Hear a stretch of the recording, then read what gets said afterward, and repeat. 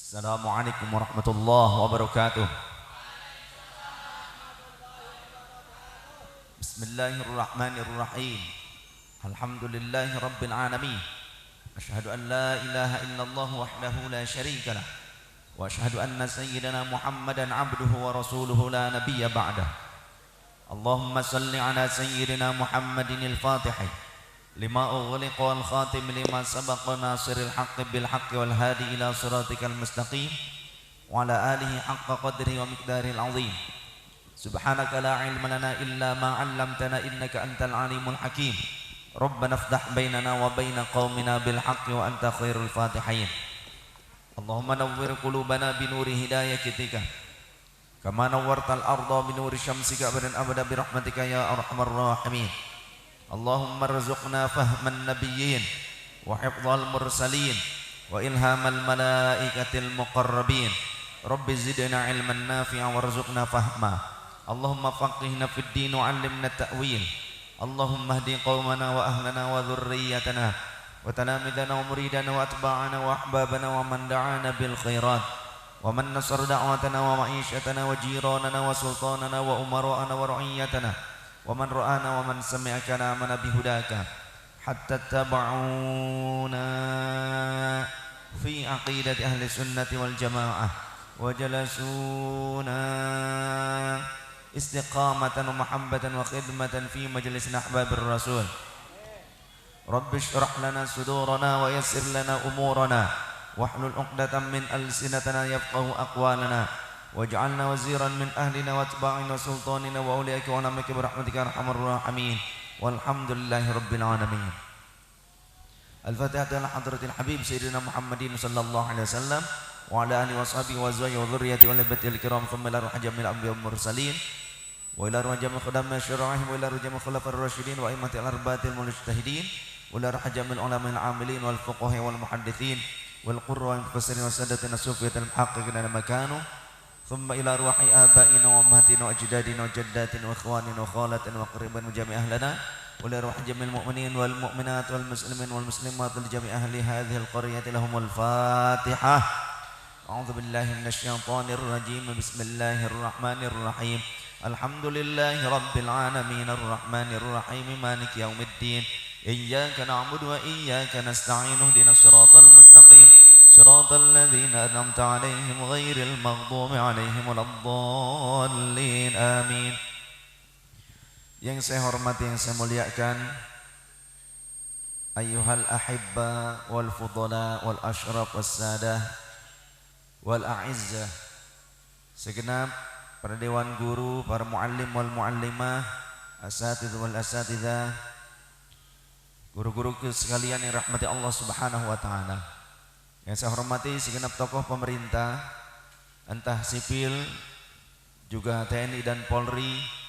Yang saya hormati segenap tokoh masyarakat, panitia penyelenggara dan juga para muharrik Ahlus Sunnah wal Jamaah, tokoh Nahdlatul Ulama, GP Ansor, Bansar NU, Muslimat NU, Fatayat NU, IPP NU, IPNU, Pergunu, Waalaikumsalam, PDNU, Pagar Nusa dan segenap Banom NU yang lainnya. Semoga Allah Subhanahu wa taala meneguhkan kita sekalian dalam akidah Ahlus Sunnah wal Jamaah dan Nahdiyah. Kita sebentar lagi akan memasuki bulan Ramadan. Maka berupayalah kita untuk mempersiapkan diri berjumpa dengan tamu yang sangat mulia, yakni Ramadan. Ramadan pada saat itu syaitan-syaitan terbelenggu. Syaitan-syaitan dibelenggu, tidak berkeliaran kecuali dari kalangan manusia. Wa kana syaitanu minal jinni wal insis, adalah syaitan juga ada dari kalangan jin dan manusia. Nah, ini pada saat Ramadan masih bisa berkeliaran. Tapi kalau iblis dan sebangsanya itu dibelenggu pada saat Ramadan. Namun kenapa masih banyak pada saat Ramadan orang-orang yang berperilaku iblis, berperilaku setan, begitu kan? Maka sesungguhnya itu adalah kelemahan nafsunya. Nafsunya yang menguasai dirinya. Jadi jangan menyalahkan setan. Pada saat Ramadan jika kita tidak bisa meninggalkan hal-hal yang buruk, tidak bisa meningkatkan ketakwaan kita kepada Allah, berarti memang kita ini sebangsa setan. Betul tidak? Jadi kalau ada pada saat Ramadan jam 10 pinggir jalan kelihatan kakinya doang, atau juga kelihatan bagian kepalanya, setengah badan ke atas, bawahnya nggak kelihatan. Karena apa? Ketutup spanduk. Nasi uduk soalnya. Kaki 5. Kadang yang kelihatan bagian kakinya doang, ada yang kelihatan kadang separuh kepalanya doang. Berasap pula. Wah, ini kayaknya hantu nih. Bukan, itu udud. Jadi siang-siang udud pada saat Ramadan ta eta sarua wae jeung jurig. Orang sini bahasa Jawa apa bahasa Indonesia, bahasa Sunda? Jawa nggih. Lah kuwi iku dedemit arane. Ya apa beten?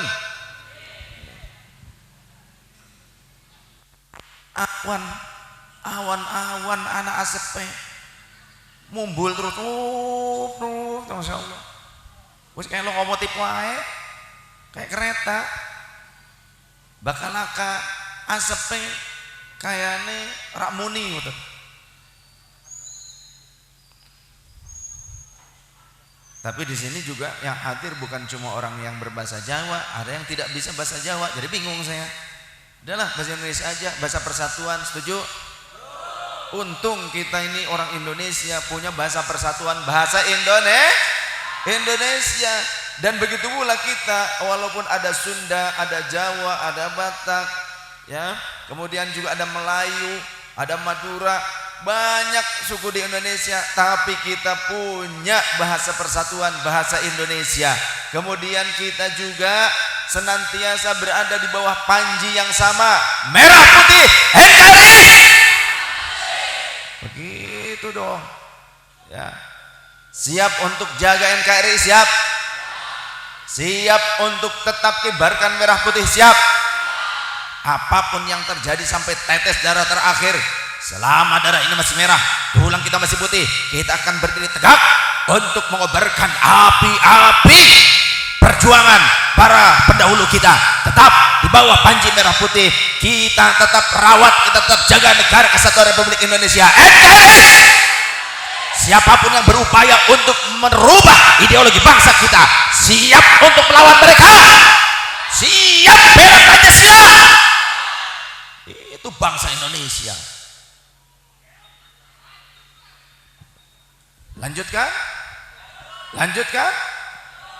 itu dong. Jangan sampai kita ini lebih bangga dengan bendera asing. Banyak anak-anak muda saat ini mereka lebih bangga mengibarkan bendera yang bukan bendera negaranya sendiri.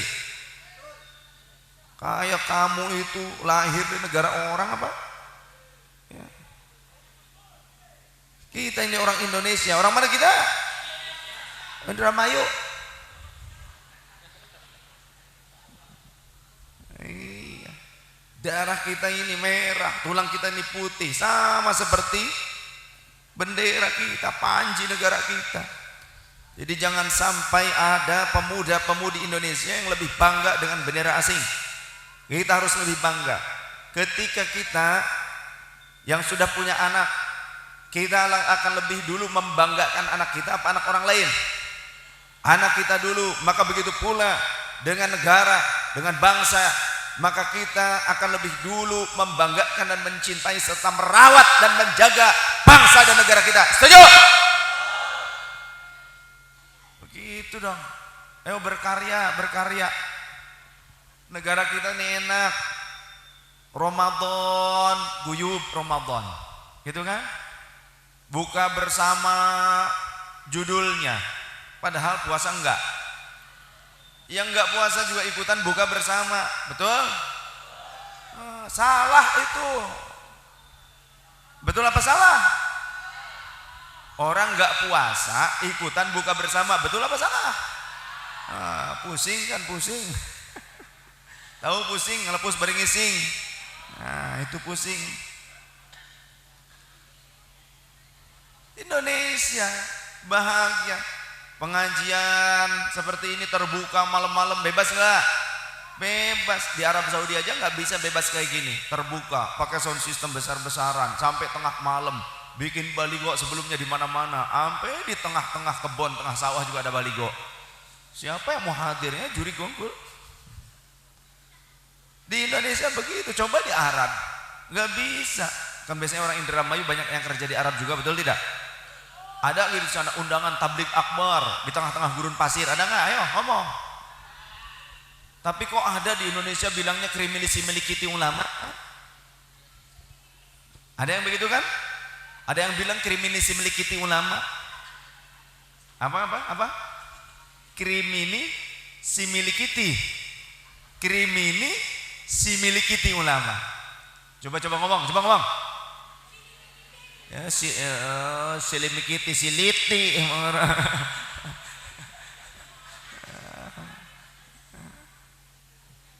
Krimini si milikiti.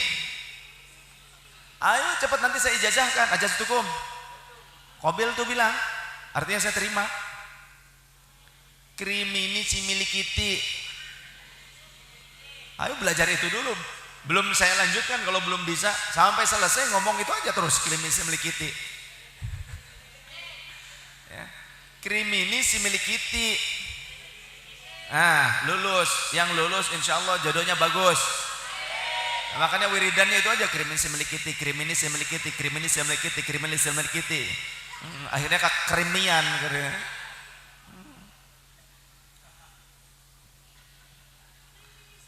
Jangan salah nanti, kremi siliti siti begitu. Ya.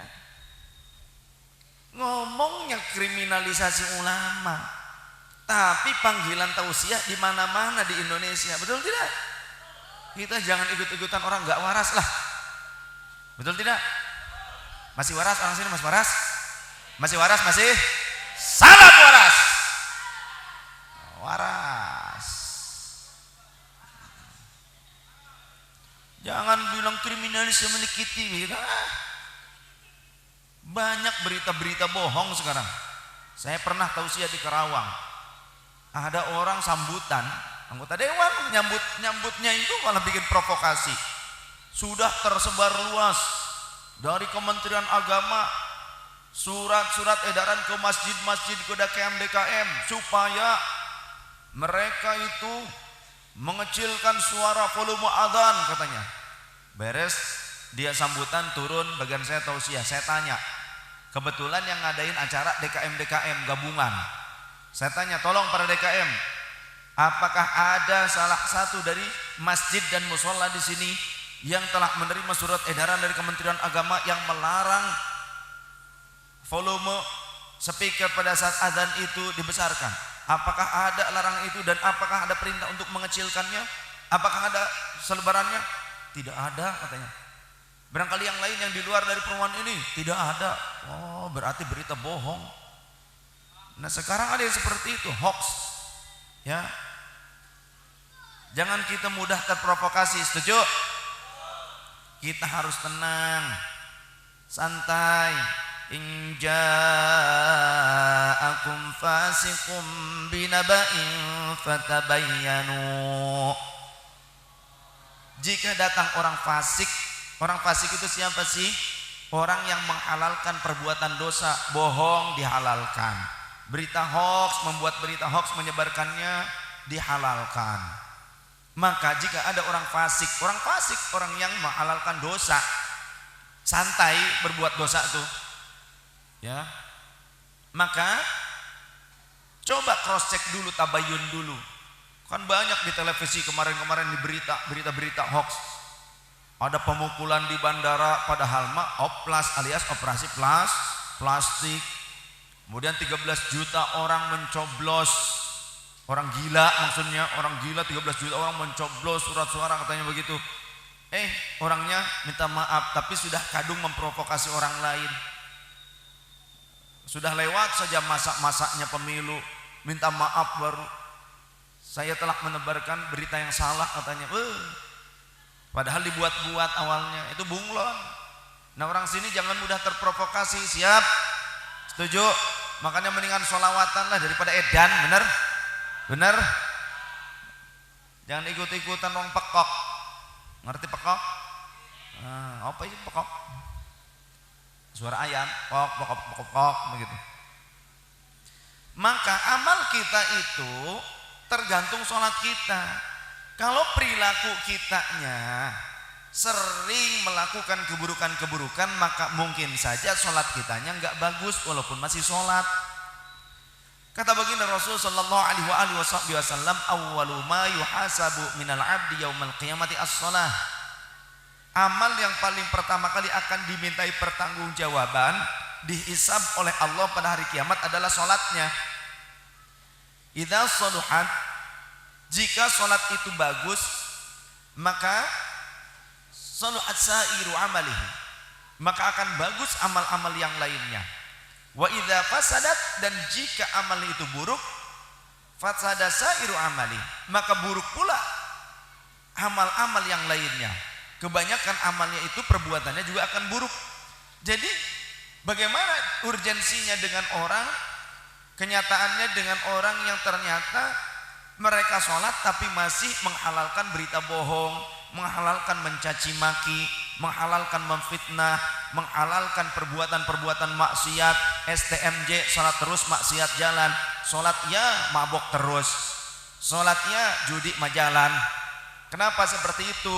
Karena mungkin sholatnya hanya sebatas ingin menutupi kewajibannya saja, tapi tidak menutupi bolong-bolong yang ada di dalam kolbunya, tidak berupaya untuk mengikis kerak-kerak yang ada di dalam kolbu. Halo? Ada? Hadir? Halo? Woi, lah sun ini dianggap golek apa? Sun ngomong sirah ngomong. Ana maning ta mike merenea sing arep ngomong sinten? Endi? Lah nyong ngomong sirah nyomong nyocot wae. Lagi mari ke nyocotnya diayak di situ. Ya. Bakal ngaji yang ngaji setuju? Lah kaya wayang golek. Nyong ngomong sih nyocot, berapa nyocot bae. Wih, setuju ngaji. Lanjutkan. Jadi kalau kitanya sholatnya buruk kualitasnya, bagaimana mungkin amal di luar sholatnya baik? Padahal kan ada ayat Al-Quran, innas sholata tanha 'anil fahsya'i wal munkar.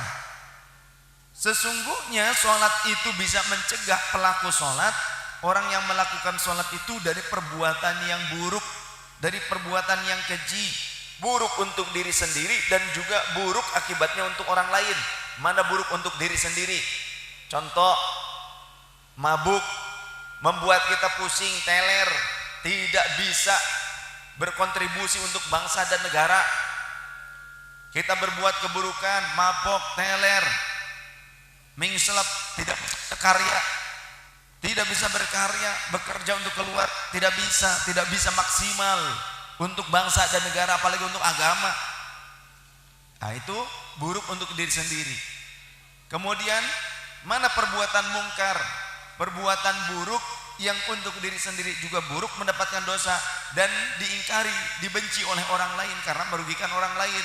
Maling, nyopet, ngerampok, contoh seperti itu. Nipu, korupsi, apa? Korupsi. Nah, itu perbuatan mungkar juga. Kalau sholatnya benar, insya Allah akan terhindar dari perbuatan itu. Bohong akan dihindari, akan senantiasa jujur. Karena kalau sholat gak mungkin pada saat kita sholat zuhur berjamaah di kampung sendiri, di masjid dekat rumah sendiri, sholat pada saat berjamaah kita 4 rakaat, kemudian karena gak ada orang jadi 2 rakaat, padahal di kampung sendiri, gak begitu kan? Dalam kondisi tidak dalam safar, dalam kondisi bukan dalam perjalanan yang memperbolehkan jamak dan qashar, kita mustautinin berada di kampung sendiri. Zuhur berapa rakaat? 4 rakaat. barangkali orang sini kalau sendiri jadi 2 rakaat, ada enggak? Tidak kan? Maka seperti itulah pendidikan kejujuran.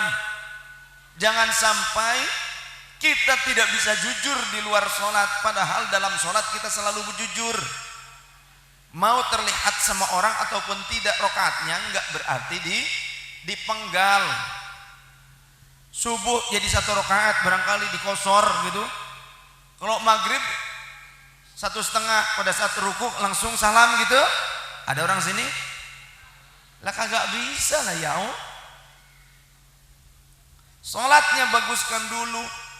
Nah saya bingung saat Ramadan banyak orang yang ngebut-ngebutan, balapan sholatnya. Kasihan makmum, apalagi yang tua-tua pulang encok semua. Sholat Allahu Akbar. Bismillahirrahmanirrahim. Amin. Allahu Akbar, Allahu Akbar, Allahu Akbar, Allahu Akbar. Cekluk. Boyo elara coy. Betul? Sing jadi imam ojo kakean lewat deh. Yang jadi imam itu harus bijaksana dan bijak sini. Jangan terlalu lama-lama ngampleng. Ternyata turu. Dikira memang sedang meresapi, menghayati, diem saja itu. Subhanallah, makmum bilang subhanallah, diem aja. Akhirnya lama-lama kesel makmum, nejeh tasukuna, gitu. Ya. Ternyata tidur, dabruk. Imam juga jangan terlalu cepat, kayak mobil Formula One pakai nos, langsung cabut, gaspol.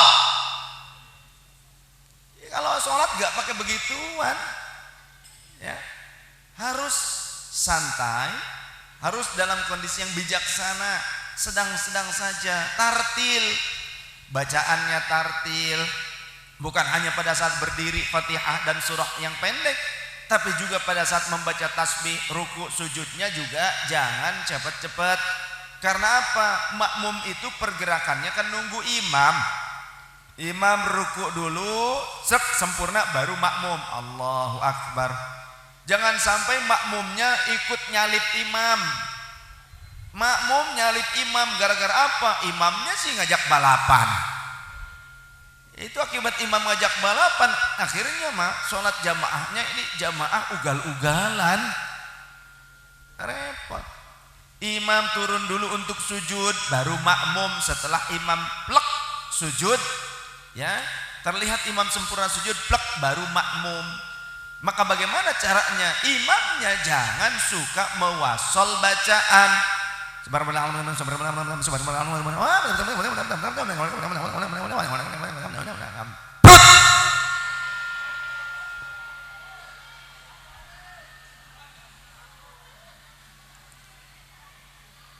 Ngetes sound system. Kalau sound systemnya nggak bagus, saya tinggalkan aja. Ternyata bagus, jadi terus lanjut. Alhamdulillah. Shallu ala Nabi Muhammad. Upayakan dari mulai tahun ini, Ramadan ini, sholat tarawihnya tidak ngebut. Sholat tarawihnya tartil, rukunnya jangan sampai ketinggalan. Karena banyak makmum yang ketinggalan Fatihah gara-gara imamnya selalu ngewasol bacaan. Tanggung jawab imam, jangan cuma bisa jawab gak bisa nanggung. Betul? Imam cuma bisa jawab doang, gak bisa nanggung. Makmum baru bismillahirrahmanirrahim, alhamdulillah, Allahu Akbar, imamnya sudah Allahu Akbar. Ya, walaupun kalau ternyata bacaannya pendek, ya jangan seperti itu, kan makmum nunggu imam. Mam, woi, anak imam, ntar kalau masih ngebut-ngebut dikudeta loh. Barunya, kalau dikudeta. Jangan udah perbaiki sholat kita. Karena banyak orang muslim yang sholat ya sholat tapi maksiat jalan karena sholatnya tidak diresapi. Tidak bertujuan karena Allah, tapi casing doang supaya dilihat kayak orang lain itu, wah sholat, bukan begitu. Dihayati sholat itu makna-maknanya. Cek. Setuju? Jamaah yang dirahmati Allah Subhanahu wa taala. Yuk, jangan cuma Ramadan saja kita memakmurkan masjid. Selayaknya kita harus senantiasa memakmurkan masjid kapan itu? Sepanjang tahun, sepanjang hari. Karena kadang kalau Ramadan penuh, di luar Ramadan kosong. Ramadan juga paling juga ronde pertama. Betul? Seminggu pertama doang tuh penuh, selanjutnya kosong. Pas terakhir, wah nambah kosong. Betul begitu? Baginda Rasul sallallahu alaihi wasallam beliau menyampaikan satu pesan kepada kita. Sab'atun dhilluhumullahu fi dhillihi yauma la dhilla illa dhilluh. Ada 7 kelompok manusia yang nanti Allah akan memberikan naungan pada hari kiamat, yang pada hari kiamat itu tidak ada naungan kecuali naungannya Allah. Kita semua mencari pertolongan, tidak ada yang bisa menolong kecuali Allah Ta'ala. Ada orang-orang yang sudah dapat jaminan, di antaranya yang pertama imamun adilun, pemimpin yang adil. Yang namanya pemimpin itu tidak hanya sebatas pemimpin negara, tidak hanya presiden, tidak hanya raja, akan tetapi masuk kategori imam adalah setiap orang yang di pundaknya memikul tanggung jawab mengurus kemaslahatan umat, sampai staf RT, stafnya, sekretaris, bendahara RT, RW itu pun termasuk ke dalam kategori pemerintah umara. Maka kalau mereka jujur, mereka amanah, mereka bisa membawa umat ini, rakyat ini kepada kebaikan, membimbing mereka, kemudian mereka amanah, maka mereka akan mendapatkan naungan dari Allah pada hari kiamat. Mereka berada pada mimbar-mimbar cahaya, dipan-dipan cahaya. Mereka itu bersinar, mereka itu terlihat indah. Itulah para pemimpin yang adil. Yang keduanya, wasyabun nasya'a fi ibadatillah, para pemuda-pemudi yang mengisi umurnya, kehidupannya dengan banyak ibadah. Walaupun orang lain umumnya para pemuda kebanyakan mereka terlena dengan kemaksiatan, mereka terlena dengan kehidupannya akibat ponsel, bahkan lupa dengan Al-Quran, akibat WhatsApp, lupa dengan sholat, akibat pacebokan, Facebook, akhirnya lupa bahwa dia itu telah berbuat buruk, banyak berbuat buruk, sampai-sampai banyak sekarang anak-anak yang tidak bisa khidmat kepada orang tuanya, anak-anak yang tidak peduli untuk membantu orang tuanya, yang ada justru merongrong orang tuanya. Orang tuanya masih hidup, bilangnya minta bagian apa? Warisan. Orang tua masih hidup bilang minta warisan, itu ngerampok. Betul? Ada orang yang begitu? Mana? Gak ada di sini. Alhamdulillah. Kalau ada yang begitu, tak rotrok ndak saya sudah. Wani. Jangan seperti itu, mumpung masih ada orang tua kita. Ya. Orang tua kita, Masya Allah, dari mulai kita ini di kandungan mereka, susah payah mereka sambil mencari nafkah untuk kita. Masa sekarang kita ini tidak peduli dengan mereka? Mereka orang tua kita merawat kita, menjaga kita. Kemudian pada saat melahirkan, maka sang ibu bertaruh nyawa demi anaknya, yakni kita. Kemudian pada saat kita sudah terlahir, kita seringkali nangis, rewel di malam hari. Orang tua harus terbangun, terjaga di malam hari. Padahal dari pagi sampai sore menjelang malam mereka harus bekerja mencari nafkah. Di malam hari kita sering rewel. Mereka harus terbangun, terjaga di malam hari. Sedangkan pagi harinya mereka juga harus bangun terus bekerja lagi. Apa kita tidak sayang, tidak peduli dengan itu? Apa kita tidak berpikir bagaimana sulitnya orang tua untuk mencari nafkah bagi kita? Tapi banyak anak-anak yang sekarang sudah sukses mencari nafkah, tidak peduli terhadap orang tuanya. Seorang ayah atau seorang ibu, walaupun dalam keadaan sulit, Mereka bisa ngayomin 10 anak, tapi 10 anak belum tentu bisa ngayomin seorang ibu. Betul? Sekali lagi, dengerin. Dengerin. Gak didengerin, budek sira. Seorang ibu bisa ngayomin, menafkahi, menyayangi, dan merawat 10 anak. Tapi 10 anak belum tentu bisa merawat seorang ibu. Betul? Bahkan anehnya, ketika orang tua yang sukses, mereka berupaya untuk membahagiakan dan mengurus anak-anaknya semua, walaupun anak-anaknya kadang sudah berumah tangga. Tapi 10 anak yang sukses seringkali saling melempar tentang siapa yang mau mengurus ibu dan ayahnya. 10 anak yang sukses ternyata justru saling melempar tanggung jawab dengan sesama saudara kandungnya. Ayo siapa yang mau ke tempatan ibu, siapa yang mau ngerawat ibu atau ayah. Seperti itu. Bukan justru ibu sama aku saja, ayah sama aku saja. Jarang yang seperti itu.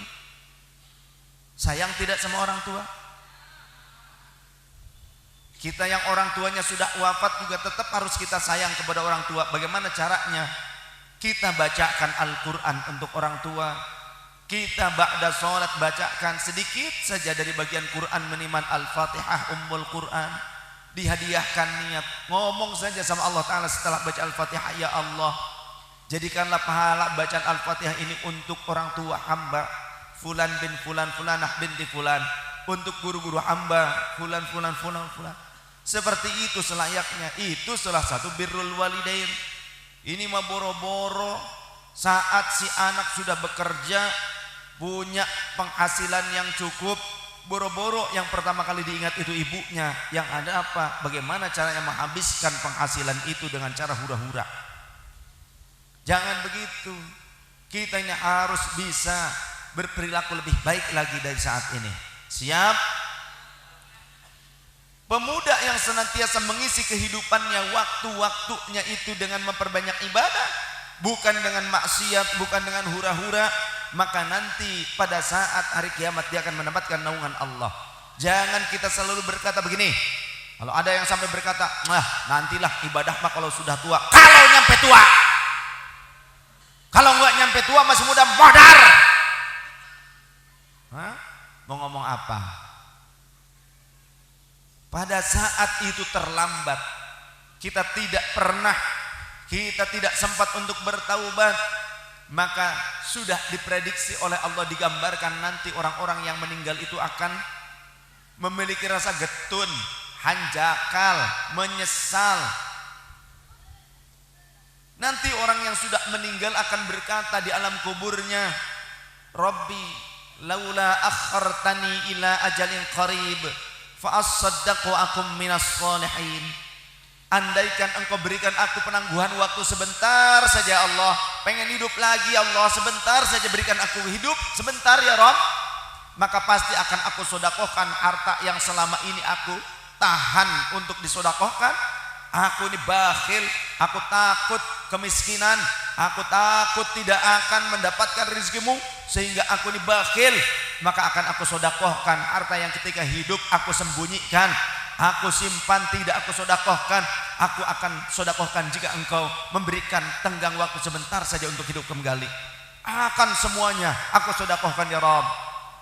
Dan aku akan berbuat amal soleh, aku akan menjadi orang yang soleh jika engkau berkenan memberikan waktu sebentar saja untuk aku hidup kembali. Tapi itu tidak mungkin. Sudah selesai waktunya, game over.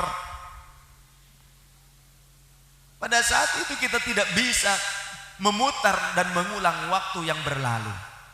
Maka mumpung masih ada umur, terlebih lagi yang sudah dekat masanya dengan game over. Tapi yang muda-muda juga jangan merasa bahwasanya akan panjang umur, karena al-mautu ya'ti baghtatan.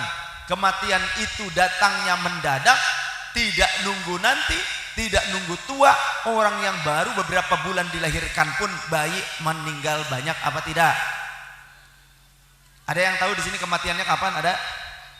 Ngacung, ada yang tahu di sini kematiannya datang kapan? Ada? Hanya saya yang tahu. Hanya saya yang tahu. Alhamdulillah. Kapan? Ketika saya dicabut nyawa. Benar gak? Di sini gak ada yang tahu kematian yang kapan. Saya tahu pada saat dicabut nyawa. Nah, itu kematian saya. Bener? Betul? Rak mudeng nembe mudeng ya. Kemudian warajulani tahabba fillah. Yang ketiganya warajulun qalbuhu mu'allakun fil masajid. Orang yang kolbunya, yang jiwanya selalu ingat dengan masjid. Oh, bentar lagi apa masih lama ya azan? Kira-kira nanti kalau pas masuk waktu sholat ada azan gak ya di masjid? Nggak ngandelin marbot, nggak ngandelin takmir masjid, selalu ingat dengan masjid. Masjid hari ini ada yang bersihkan, ada yang ngepel apa enggak ya? Ada yang kira-kira menyapu apa tidak ya? Selalu kolbunya ingat dengan masjid, tertarik untuk mengurus masjid, memakmurkan masjid. Walaupun tidak digaji, walaupun tidak ada yang memberikan honor, tetap kolbunya itu ingat dengan masjid. Kira-kira kapan sholat berjamaah? Masih lama atau sebentar lagi? Terus dia ingat untuk memakmurkan masjid, sholat jamaah, azan, membersihkan masjid, merawat masjid. Kira-kira masjid ada yang bocor apa tidak ya? Sound sistemnya benar apa tidak ya? Rebek apa enak? Begitu. Maka orang yang seperti ini, yang kolbunya selalu terkait ingat dengan masjid, dia akan mendapatkan naungan Allah pada hari kiamat. Warajulani tahabba fillah ijtama'a alaihi wa tafarraqa alaihi. Yang kemudian berikutnya adalah orang yang saling mencinta karena Allah, bersahabat karena Allah, berteman karena Allah Ta'ala, bertetangga juga karena Allah Ta'ala, bersaudara karena Allah. Ketika ngumpul tidak menyakiti satu sama lain, dalam keridhaan Allah tetap dalam perkumpulannya, tidak mencaci maki orang lain satu sama lain. Pada saat berpisah pun tidak ada dendam, tidak ada saling menzalimi satu sama lain. Mereka dalam kondisi yang baik-baik saja karena Allah Ta'ala. Orang yang bersahabat seperti ini, orang yang berteman, bertetangga, bersaudara karena Allah, yang tidak saling menyakiti satu sama lain, mereka semua akan mendapatkan naungan pada hari kiamat. Kemudian warajulun tasaddaqa bisadaqatin fa akhfaha. Orang yang bersedekah tapi senangnya itu menyembunyikan sedekahnya. Dia tidak mengobrol tentang berita sedekahnya. Dia berupaya memberikan sedekah kepada orang yang menerimanya, tapi tidak mau mengumbar tentang sedekahnya tersebut. Sampai keluarganya pun tidak mengetahui sedekah yang telah ia keluarkan. Maka orang yang seperti ini akan mudah mendapatkan pertolongan Allah pada hari kiamat, keselamatan pada hari kiamat. Yang kemudian warajulun da'athu imra'atun dzatu mansibin wa jamalin. Ada seorang laki-laki yang ditawari oleh wanita, yang diajak oleh wanita, yang diuji oleh wanita, yang digoda oleh wanita yang cantik dan memiliki kedudukan di masyarakat. Orang yang terpandang, ataupun sebaliknya seorang wanita yang digoda oleh laki-laki yang kaya, yang tampan, tapi mengajak pada maksiat. Maka faqala, kemudian orang tersebut berkata, si laki-laki berkata, faqalat, yang wanita juga berkata, inni akhafullah rabbal alamin, sungguh aku takut kepada Allah rabbal alamin. Kalau memang kamu suka dengan aku, maka pinang saja aku dengan bismillah. Sallu alaih, Allahumma salli ala sayyidina Muhammad. Begitu. Jangan kau sentuh aku sebelum kau meminta pada orang tuaku. Jangan kau sentuh aku sebelum kau pinang dengan bismillah lah. Ya. Cukup bismillah doang. Aku mau minangmu dengan bismillah. Mana bawaannya? Ada yang kurang ternyata. Kemudian siapa lagi yang akan mendapatkan naungan Allah pada hari kiamat? Wa rajulun dzakarallaha khaliyan fafadat ainahu. Orang yang berzikir dalam kesendiriannya, di masjid zikir, tidak ngobrol dengan orang lain. Di rumah punya tempat khusus untuk berzikir, atau punya tempat khalwat khusus untuk berzikir kepada Allah, tanpa bersosialisasi dengan yang lain, tanpa dengan hiruk pikuknya dunia. dia menyendiri berzikir kepada Allah ataupun di masjid masing-masing berzikir kepada Allah, kemudian dia mengalirkan air matanya, menangis, taubat kepada Allah, dan itu sering terjadi, maka orang seperti ini akan mendapatkan naungan dari Allah Subhanahu wa taala. Tapi nanti di akhirat juga akan ada orang yang membawa amal-amal kebaikan tapi akan bangkrut. Aneh.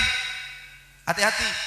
Ada orang yang ternyata senang berbuat kebaikan tapi jadi bangkrut pada hari kiamat. Siapa? Rasul pernah bertanya kepada para sahabat, atadruna mal muflisu? Siapa yang tahu apa itu, siapa itu orang yang bangkrut?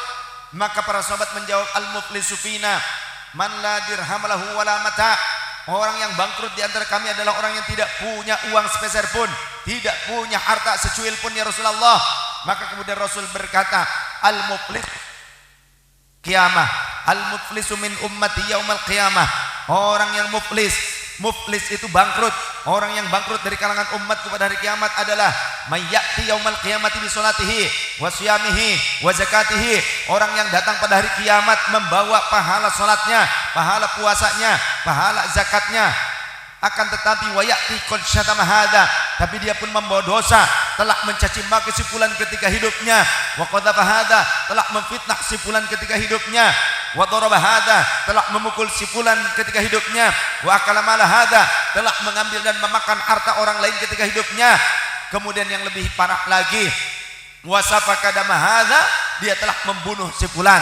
Maka dia akan mendapatkan dosa-dosa yang luar biasa. Dia akan menjadi orang yang bangkrut. Bagaimana sedangkan dia itu adalah umat Rasulullah, dia umat Rasulullah tapi kok bangkrut, padahal umat Rasulullah juga banyak amalnya ketika hidupnya.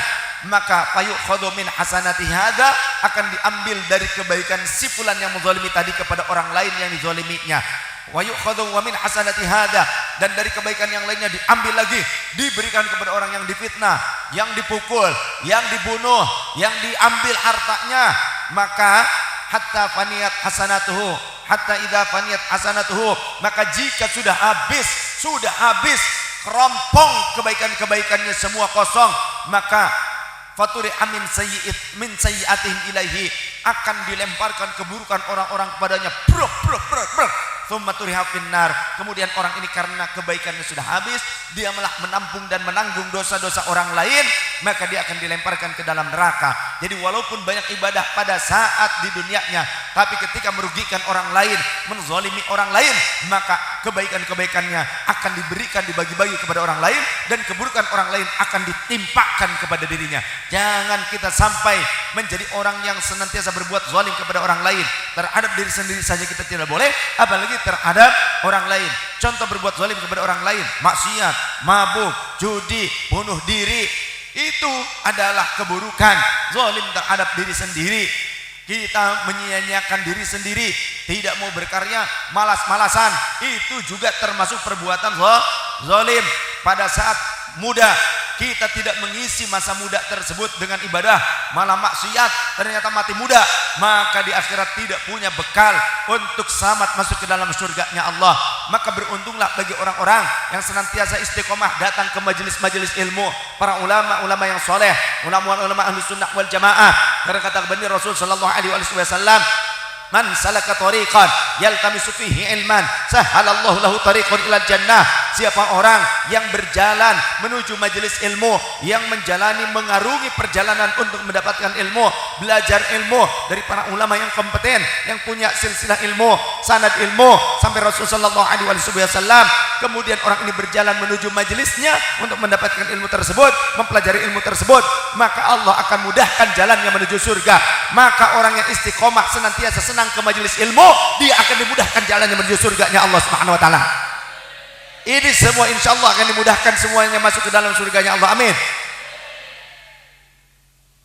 Ada pertanyaan tapi Bib, bagaimana saya kalau harus ke Karawang, kan jauh? Gampang. Sesekali ke Karawang, kalau tidak panggil lagi. Gitu kan? Bagaimana kalau manggilkan tidak bisa setiap hari? Betul, kalau setiap hari ke sini bosan. Kenapa? Jalannya benerin dulu. Betul tidak? Setuju tidak? Masyarakat sini pengen nggak jalannya bagus? Pengen nggak jalannya bagus? Amin, mudah-mudahan segera bagus, amin. Segera diperbaiki, amin. Supaya lebih cepat. Nah kalau jalannya bagus, saya senang kesini tiap hari, nggak apa-apa. Begitu ya. Apalagi kalau disediakan nasi liwet.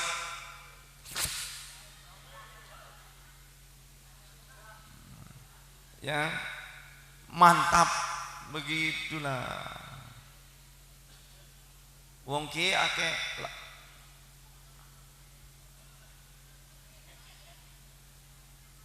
banyak mangga ya? Orang sini banyak mangganya. Ayah buahna ya? Usum teu? Teu usum? Sok disumput-sumput. Di tempat saya musim. Kenapa di sini nggak musim? Ah, bukan beda. Kayaknya mah disimpan kayaknya ini. Karena saya mau datang, tiba-tiba nggak ada. Dermayu itu kan terkenal mangganya, ya. Pokoknya nanti kalau musim ngirim. Saya senangnya gedong gincu. Tahu gedong gincu? Yang merah-merah tuh. Nah, di sini apa namanya? Gedong yang merah. Ada gedong yang tidak merah, ada gedong yang merah. Nah, gedong gincu disebutnya. Yang merah itu seger enak. Iya, manis kayak kamu kalau dikasih gula. Iya, kan hitam manis katanya begitu kan. Nah, habis manisnya tinggal kecutnya. Jemaah yang dirahmati Allah Subhanahu wa taala, mari kita berdayakan diri kita untuk menjadi orang yang memang pantas mendapatkan rahmatnya Allah Subhanahu wa taala. Jangan jauh dari ulama. Siap, betul? Tapi awas, jangan kita tertipu. Sekarang ini banyak orang yang ngaku-ngaku ulama padahal baru, betul tidak? Ngakunya ulama, mondok kagak. Nasrif aja salah, kafaru kufron. Kafaro yukabruk kampret. Nasrif aja salah. Tolong kita jangan mudah untuk gandrung dengan ustadz-ustadz medsos. Tapi kita meninggalkan ustadz-ustadz setempat, kiai-kiai yang telah mengajarkan kita wudu, sholat, alif, ba, ta, sa, Quran. Betul? Itu yang perlu dirawat nih kiai-kiai kita, guru-guru kita, kiai-kiai kampung, semuanya harus dijawab, dirawat, dijaga. Siap? Itu yang membuat kamu paham tentang wudu, fardu wudu, pembatalan wudu. Emang Ustadz medsos itu yang ngajarin kamu? Jangan tinggalkan kiai-kiai setempat.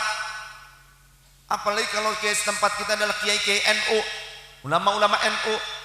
Jangan sampai kalian belajar sama kiai NU, sama ulama NU, tapi pas ngelihat medsos langsung kalian memfitnah kiai NU, benci sama kiai NU, digaplok kok aing.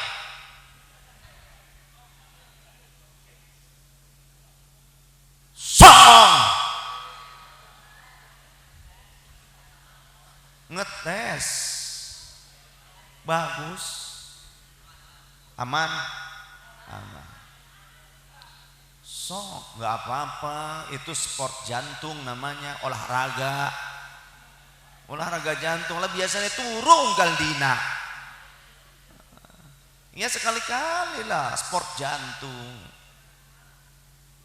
Ya kepriwe engkone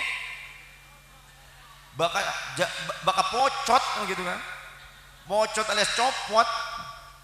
Ya apa-apa lah, apa-apa. Mati bagian mati, tapi nang pengajian ya syahid. Jadi Kanjeng Rasul sallallahu alaihi wasallam, man jaa ajaluhum fi talabil ilmi laqiyani. Sing sapa wonge ingkang teka ajale nelika wong iku ngaji, maka ingsun ingkang gawa ruhe ikulah wong. Ingsun ingkang arep nyambut iku wong. Sing sapa maning. Siapa orangnya yang ajalnya datang pada saat mencari ilmu, entah pada saat berangkat, saat duduk di tempat ilmu, saat pulang dari majelis ilmu, ternyata wafat, maka aku yang akan menjemput rohnya. Mau gak wafatnya dijemput sama Rasul? Mau tidak? Mau gak kematiannya itu ternyata langsung dibawa oleh Rasulullah? Mau tidak? Rasul yang akan membimbingnya, Rasul yang akan menjemputnya. Mau matinya dalam penjemputan Rasul? Mau? Mau? Cung yang mau, siapa yang mau? Siapa yang mau? Saat wafat dijemput sama Rasulullah, siapa yang mau? Saat wafatnya ternyata Rasul yang akan membawanya, siapa yang mau? Cepetan mati gagean agan.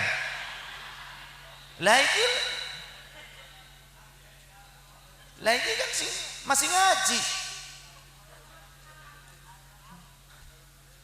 Siap saiki. Terus kapan siapnya mati? Kapan engkau kapan?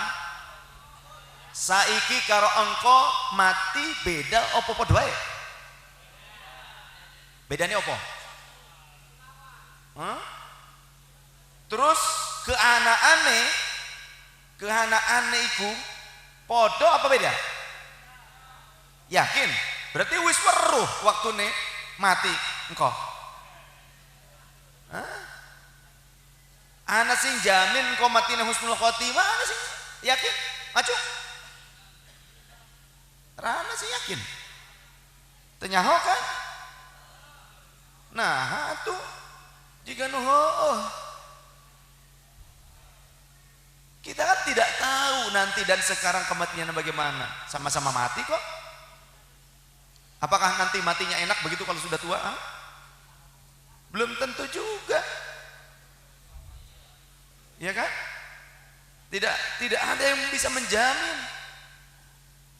Nah, kalau begitu kita harus bersiap siaga kapanpun kematian itu datang.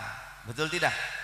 Jangan berpikir nanti saja tobat mah, ibadah mah nanti kalau umur 45. Kalau nyampe umur 45, kalau ternyata berumur 15, umur 35 mati, kan repot.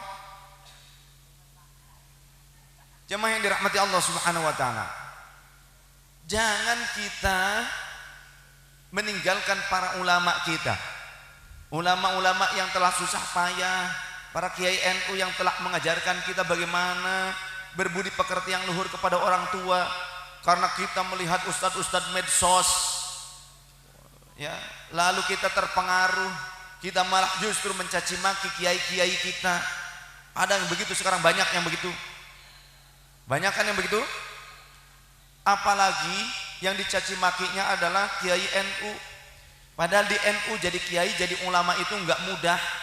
Di NU jadi ulama itu harus mondok lama, ngelotok ilmunya, kemudian terjun di masyarakat, tidak langsung disebut ulama.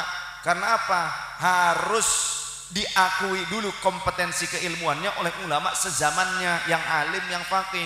Kemudian dia juga diakui oleh masyarakat secara umum tentang kealimannya.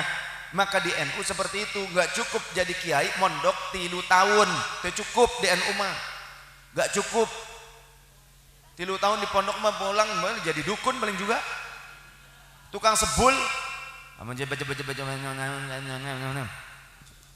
contoh. Bismillahirrahmanirrahim. Ulin ke Jatisari, waras ke Jatiragas, ditawek ke Broseli. Delemu.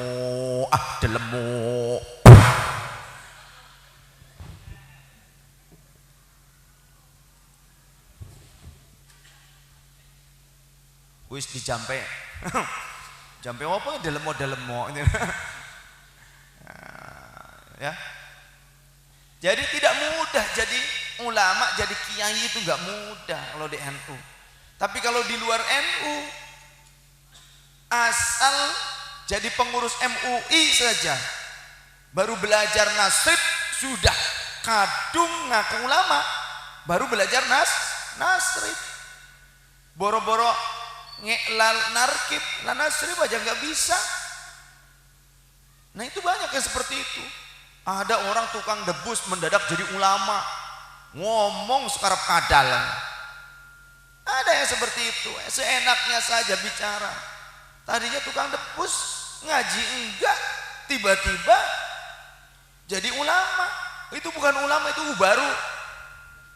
Nah, kalau ulama tuh oel lama. Nah itu ulama itu. Ada lagi artis mendadak jadi ustaz. Bilang katanya azan bagi bayi yang telah dilahirkan, yang baru dilahirkan itu bid'ah. Wah, raine sih lagi bid'ah. Betul. Laka setoke zaman Rasulullah. Wis entek. Ngomong bid'ah wae. Tapi kalau baca Quran pakai Quran Android di handphone. Gitu kan? Mereka pada punya semua pakai. Kalau mau sholat Jumat mereka baca Quran Android.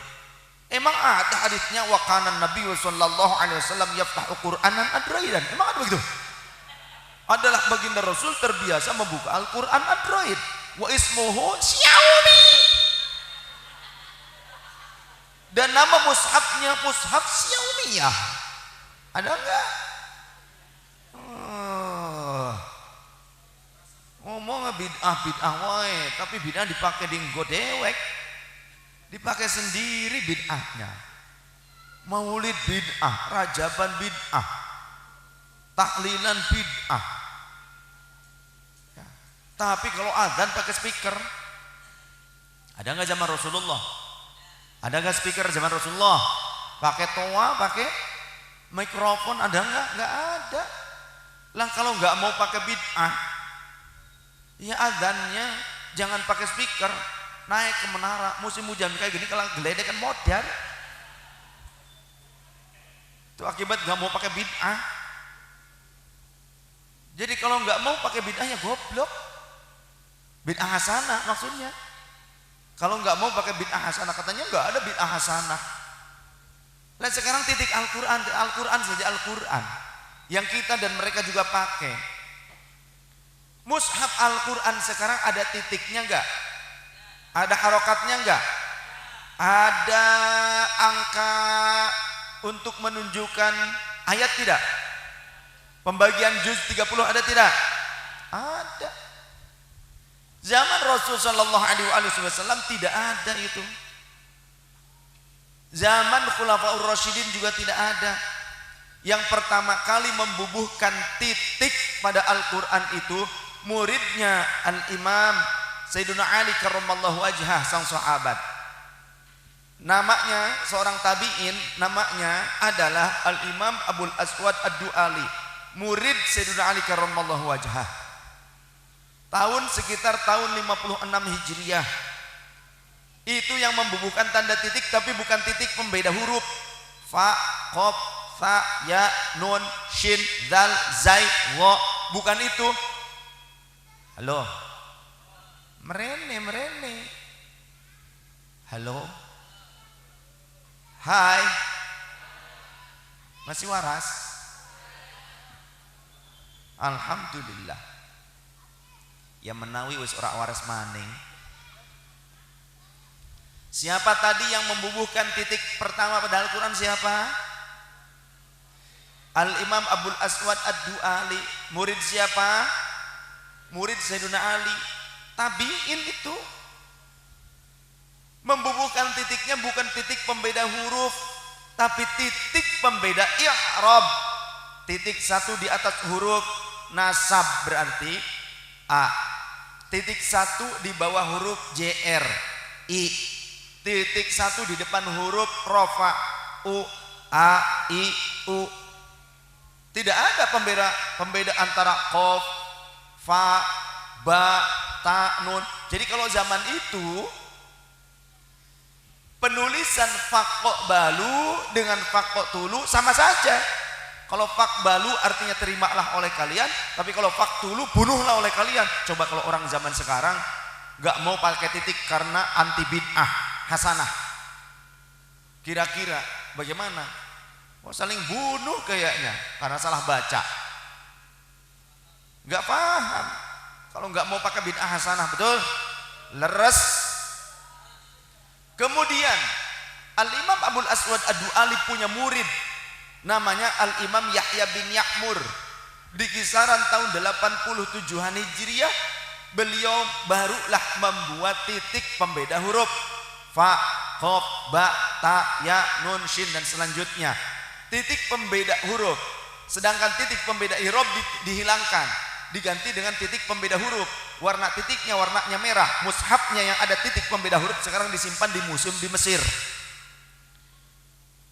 Yang belum ada titiknya masih banyak. Ada tersimpan juga di antaranya di Turki. Kemudian juga di India, di Pakistan juga ada lembaran-lembaran mushaf Quran yang belum ada titiknya, belum ada harokatnya. Imam Abul Aswad Ad-Du'ali juga punya murid yang lain namanya Imam Khalil Al-Farahidi. Kisaran 100-an Hijriah beliau membuat harokat pengganti titik i'rab, kan dipakai harokat a, i, u, fathah, kasroh, domah, syiddah. Bukan Rasulullah yang membuatnya, tapi tabi'in, murid sahabat. Kemudian tahun berikutnya baru ada penulisan angka, nomor-nomor ayat 1, 2, 3, tadinya nggak ada. Kemudian masa berikutnya baru ada pembagian juz jadi 30 juz. Sebelumnya tidak ada. Apalagi ada terjemahan sekarang itu. Apalagi sekarang ada Quran yang kalau ditunjuk pakai penanya ngomong langsung gitu kan, ada suaranya. Gak ada zaman dulu. Maka itu tidak ada zaman Rasulullah disebutnya sebagai bid'ah. Tapi bid'ah terbagi dua, ada yang mahmudah, ada yang madmumah, ada yang terpuji, ada yang baik, ada yang tercela. Jadi tidak semuanya bid'ah itu sesat. Ngomong bid'ah sesat tapi pakai bid'ah juga. Maka ulama NU ini banyak dibid'ah-bid'ahkan. Ulama NU banyak disyirik-syirikan. Ulama NU banyak difitnah. Contoh, sekarang kemarin-kemarin ini kan musim-musimnya politik praktis, musimnya pemilu. Ada ulama NU yang maju ke ranah politik praktis, langsung disebut ulama usu. Ulama usu, katanya begitu. Ulama usu itu ulama yang buruk, katanya begitu. Tapi yang ngomong ulama usu jadi tim sukses yang lain. Berpolitik apa tidak? Berpolitik sama saja, walaupun tidak ikut berkontestasi tapi menjadi tim sukses dari kontestan politik yang lain, sama-sama berpolitik. Nah itu gemblung itu orangnya, betul. Jangan ngomong-ngomong ulama usuk tapi dirinya sendiri tim sukses. Munafik itu namanya. Walaupun berjimat berkumpul. Bukan ijtima, kalau ijtima ya berkumpulnya untuk hal yang baik. Kalau yang diisi dengan syahwat itu lebih tepatnya jima itu. Betul tidak? Kalau ijtima mungkin tanpa syahwat, berkumpul untuk hal yang baik, yang maslahat. Tapi kalau berkumpul dengan syahwat duniawi, syahwat kekuasaan, sampai menghalalkan provokasi, menghalalkan berita bohong, menghalalkan hoax, itu namanya lebih tepatnya jima. Betul? Seperti suami istri berkumpul dengan syahwat, apa namanya? Jima. Fahim tum? Makanya ngaji ngaji, adab dikedepankan, jangan songong sama para ulama. Engkau ketulah, ngerti dewa ketulah ya. Walat engkau ditempeling karo malaikat tuman. Apa? Tuman jari malaikat. Gawat. Lah sing nempelingi malaikat Israil wis lewat. Masya Allah. Duduk bangep maning mati. Jangan sampai kita seperti itu. Ya. NU itu apa sih? NU itu Jam'iyah Ahlus Sunnah wal Jamaah. Dulu eyang saya itu pengajar di Masjidil Haram. Ayah dari kakek saya pengajar di Masjidil Haram selama 17 tahun. Hidup di Arab itu, di Hijaz selama 21 tahun. Di Mesir juga pernah, kemudian di Persia juga pernah beliau. Kemudian di Baghdad juga yang saya pernah mengajar di ma'hadnya Syekh Abdul Qadir, tapi tidak sejaman dengan Syekh Abdul Qadir. Kalau sampai sekarang ma'hadnya masih ada oleh keturunannya. Nah, yang saya pernah mengajar 6 tahun di Baghdad juga, di madrasahnya Syekh Abdul Qadir, peninggalan Syekh Abdul Qadir, masih ada sampai sekarang. Kemudian di Masjidil Haram di Babus Salam 17 tahun yang saya mengajar di Babus Salam, mendapatkan hadiah rumah di atas Jabal Ghubes dari Raja Arab, Raja Hijaz pada saat itu, Syarif Hussein Al-Ghadri, Dzurriyyah Rasul, marganya Al-Ghadri. Tapi muncul pemberontak pada saat itu, ingin mengambil alih kekuasaan orang Arab Badui, orang Najd. Najd itu sekarang menjadi ibu kota Saudi Arabia, namanya adalah Riyadh. Dia berkoalisi dengan tentara Inggris dan Israel serta Amerika. Maka bukan hanya orang Arab Badui itu yang melakukan mencetuskan peperangan di Hijaz, tapi juga masuknya tentara asing, tentara Inggris, tentara Israel, tentara Amerika masuk ke tanah haram. Yang saya ikut bertempur melawan pemberontakan dan invasi tentara Inggris. Harus tahu, jangan pekok, jangan tidak paham dengan sejarah. Kita Ahlus Sunnah wal Jamaah harus tahu sejarah. Yang saya bertempur sampai sempat tertangkap.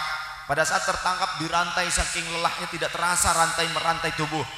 Kemudian pada saat sadar di pertengahan jalan di kereta kerangkeng, yang saya bertawasul dengan wali-wali tanah Jawa, maka rantai-rantai itu putus, pecah semuanya. Yang saya bisa melarikan diri dan pulang ke Indonesia, wafat di Bandung.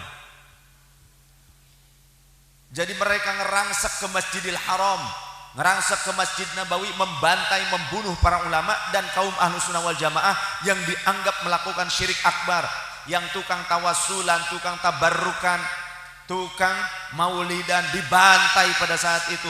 Maka sekarang ketika pemerintahannya, negaranya sudah dikuasai oleh asas tunggal Wahabi, tidak bisa Ahlus Sunnah wal Jamaah secara terang-terangan mengamalkan amaliyah Ahlus Sunnah wal Jamaah. Tidak bisa tawasulan terbuka. Kalau ketahuan pasti dihardik atau ditangkap. Saya mau cium tangan dengan Habib Zain bin Smith kalau di luar, di pelataran Masjid Nabawi ataupun di pemakaman Baqi. Tidak mau beliau. Kenapa? Banyak intel-intel yang memantau. Kalau ternyata ketahuan, nanti ya ditangkap, dianggap mengajarkan perbuatan syirik. Tapi kalau di rumahnya dipeluk biasa. Itu di sana. Walaupun habaib asli sana seperti Sayyid Muhammad, sekarang putranya Abu Ya Sayyid Ahmad, Sayyid Ismail, tidak bisa mengedepankan thariqahnya, ya, tidak bisa. Tapi yang dikedepankannya hanya ilmu hadis, ilmu tafsir. Tidak bisa bab thariqah, bab tasawuf disebarkan di sana karena dianggap syirik. Itu hasil kudeta ketika negara sudah dikuasai oleh Wahabi. Wahabi itu apa? Yang suka mensyirik-syirikkan, ziarah kubur, tawasul, berdoa kepada Allah di dekat makbarah kaum muslimin, syirik, tawasulan syirik, tabarrukan syirik, maulidan ghulu syirik, salawat nariyah syirik. Itu akidah mereka. Kita ini pengamalnya dianggap syirik, dianggap telah murtad, dan mengamalkannya itu berkonsekuensi halal dibunuh dan diambil hartanya. Menurut mereka begitu. Makanya teroris-teroris yang mengatasnamakan Islam ternyata akidahnya Wahabi. Betul tidak? Betul tidak?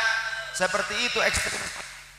Para ekstremis yang mengatasnamakan Islam itu ternyata mereka akidahnya Wahabi. Mereka ngakunya Salafi, padahal Wahabi. Bukan Salafi tapi Talafi, perusak yang benar. Mau gak Indonesia dikuasai Wahabi? Mau tidak?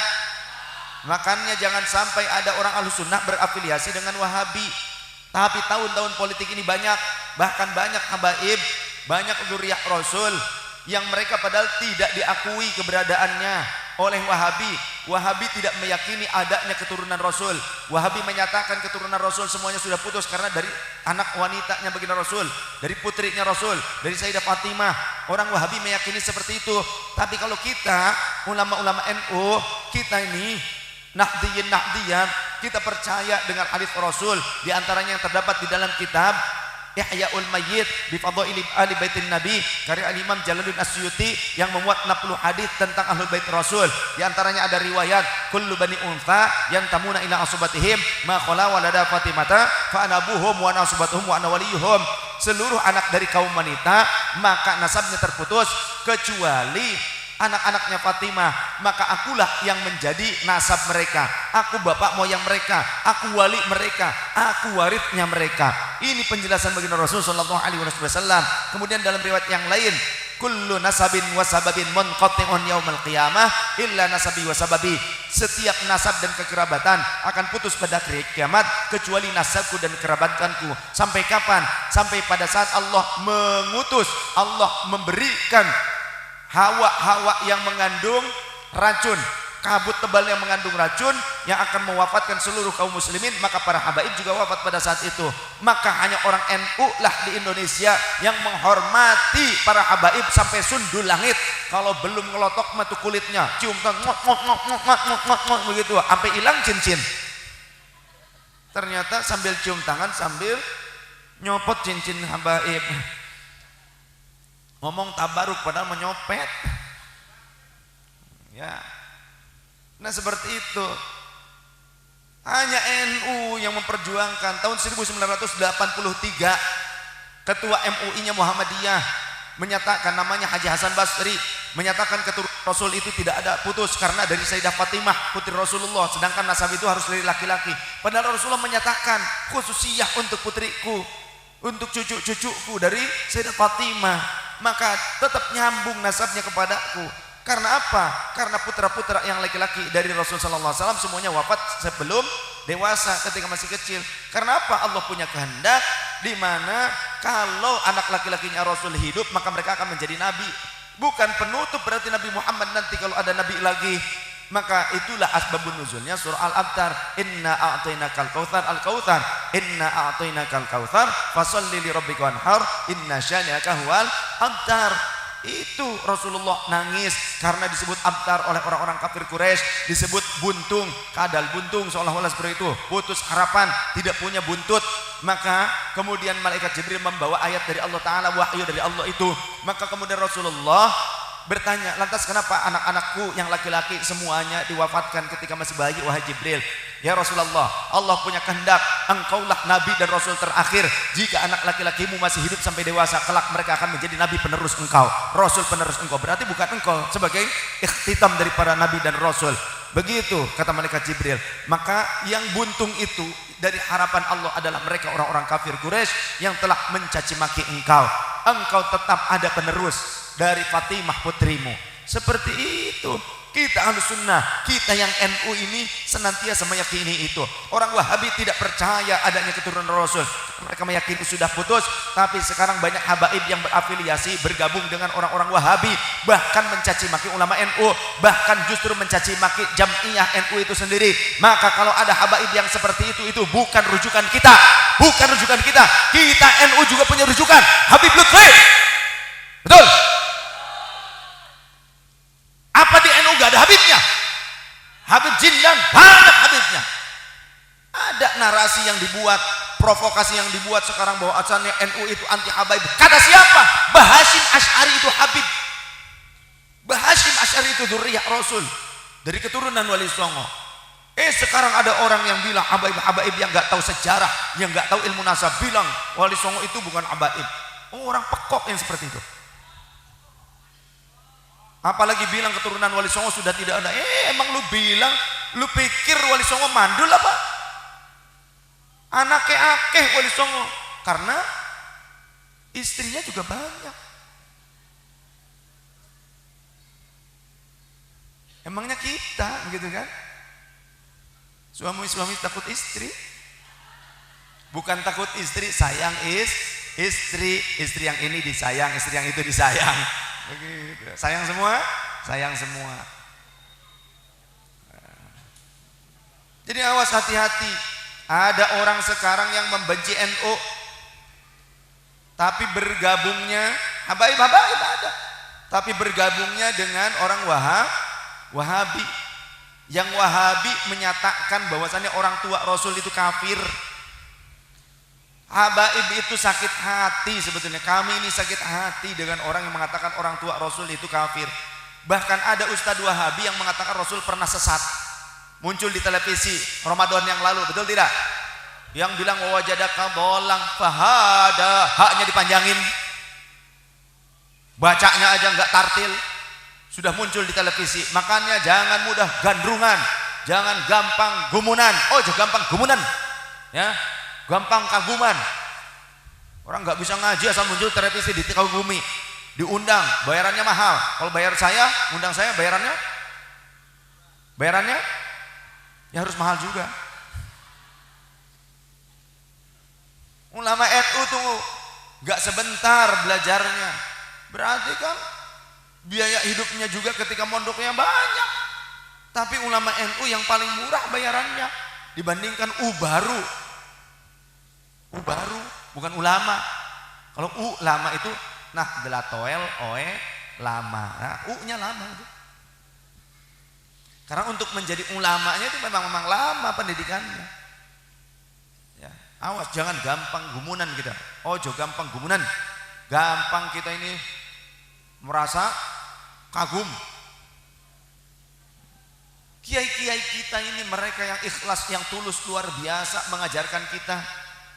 Mereka yang harusnya kita rawat, kita perhatikan. Hasyim Asy'ari dzurriyyah Rasul. Kemudian beliau ketika mau membentuk Jam'iyah Nahdlatul Ulama mengutus dua muridnya ke Pekalongan, ke Habib Hasyim bin Yahya. Siapa? Kakeknya Habib Lutfi.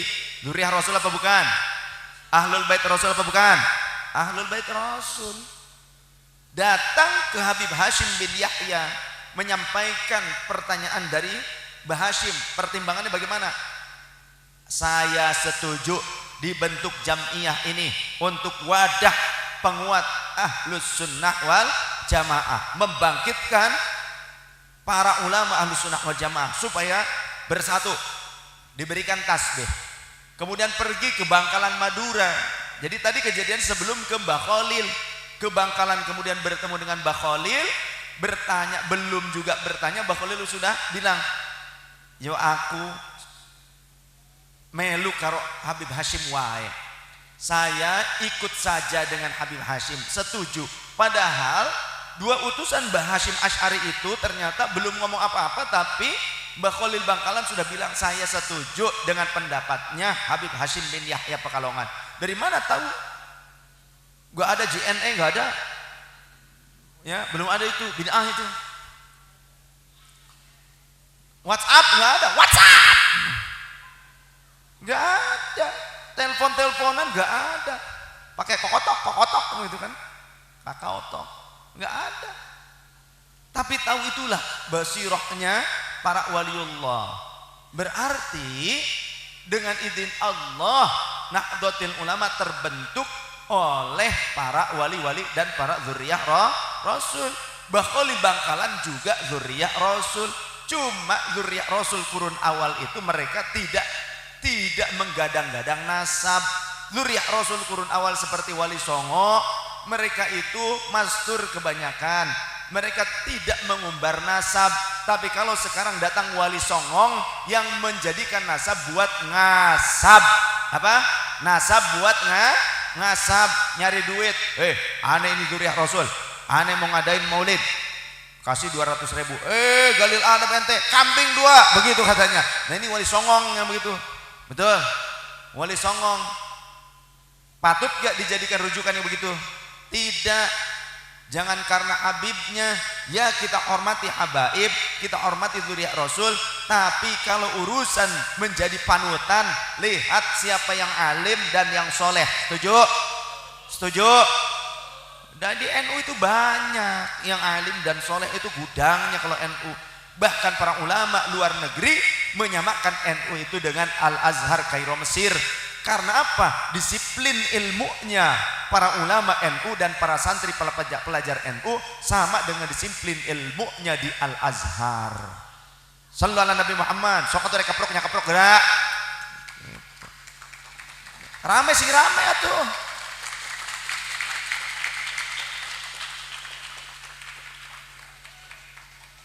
Dan NU bukan cuma sekarang difitnah, dari mulai sejak zaman Mbah Hasyim Asy'ari, ketika tentara Jepang minta Mbah Hasyim Asy'ari untuk menginstruksikan kepada rakyat menanam padi dan palawija yang nanti digunakan untuk logistik tentara Jepang, Mbah Hasyim menyanggupi. Iya, Mbah Hasyim disebut sebagai anteknya atau penjilat Jepang. Kemudian pada saat tentara Jepang sudah melemah karena Jepang Nagasaki Hiroshima dibom, mereka merasa perlu adanya penguatan penempatan mereka terhadap Indonesia, maka mereka ingin membuat militan-militan loyalis-loyalis dari orang-orang lokal.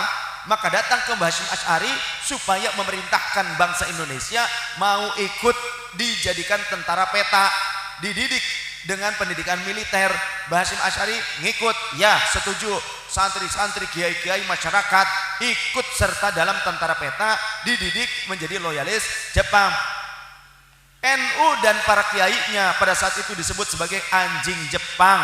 Oleh siapa? Orang-orang yang tidak paham tentang politik, tidak paham tentang strategi, tentang siasah, disebut anjing Jepang. Padahal ketika NU sudah memiliki persenjataan dari Jepang, punya kemampuan gerilya dari Jepang, tahu tentang sindikat dan juga tentang siasah peperangannya Jepang, maka NU lah yang melawan dan mengusir Jepang. Betul? Kemudian muncul datang tentara-tentara musuh, tentara asing dari Eropa, tentara sekutu. Maka pada saat itu pula Mbah Hasyim Asy'ari menyatakan resolusi jihad NU, siapapun laki-laki, perempuan, tua dan muda, bangsa Indonesia, muslim ataupun non muslim, semuanya harus berjuang untuk kemerdekaan. Usir para penjajah tersebut.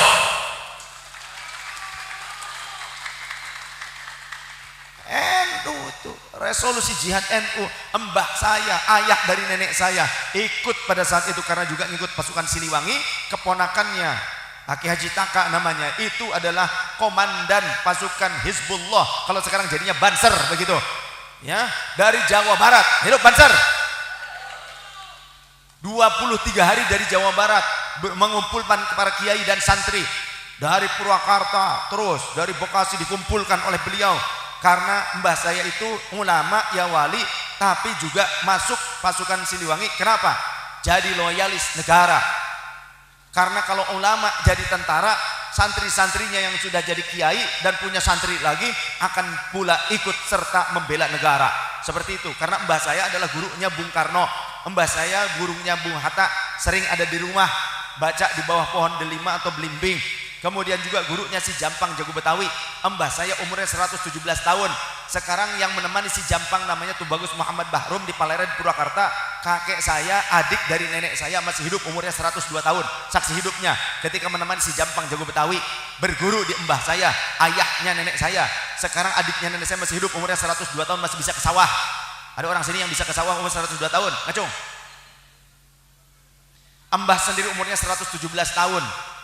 Mudah-mudahan saya umurnya 120, tapi masih muda kayak gini. Primus, pria muka setan, pria muka musola, begitu. Pria muka musola daripada pria muka setan, gitu kan? Nah, kemudian jadi saksi sejarah keluarga kami pejuang. Maka kalau ada orang yang berupaya untuk merubah ideologi negara, ideologi bangsa, anti Pancasila, anti Bhinneka Tunggal Ika, anti Negara Kesatuan Republik Indonesia, maka kita akan maju ke depan untuk menghalau mereka. Setuju? Bilang khilafah ala kawe-kawean gitu namanya. Khilafah yang di dalam hadis itu tentang apa? Tentang Imam Mahdi. Dan Imam Mahdi muncul tanpa merubah sistem negara yang ada di muka bumi. Camkan itu. Tidak ada keterangannya Imam Mahdi muncul diutus untuk merubah ideologi negara atau sistem negara yang ada di muka bumi. Tidak ada. Jangan kalian tuh mendustakan hadis-hadis Rasulullah. Jangan mudah kita terbawa khilafah. Bukan khilafah itu ingin menjadi penguasa saja itu. Itu haus kekuasaan. Setuju? Sama saja. Siapa yang mau jadi khalifahnya coba? Sistemnya bagaimana? Penetapan khilafah, khalifahnya. Caranya tetap saja pemilihan. Apa bedanya dengan sekarang di Indonesia? Harus paham. Ya. Mbah saya 23 hari mengumpulkan sambil jalan kaki, nggak mau pakai kereta, nggak mau pakai kuda, padahal punya kuda.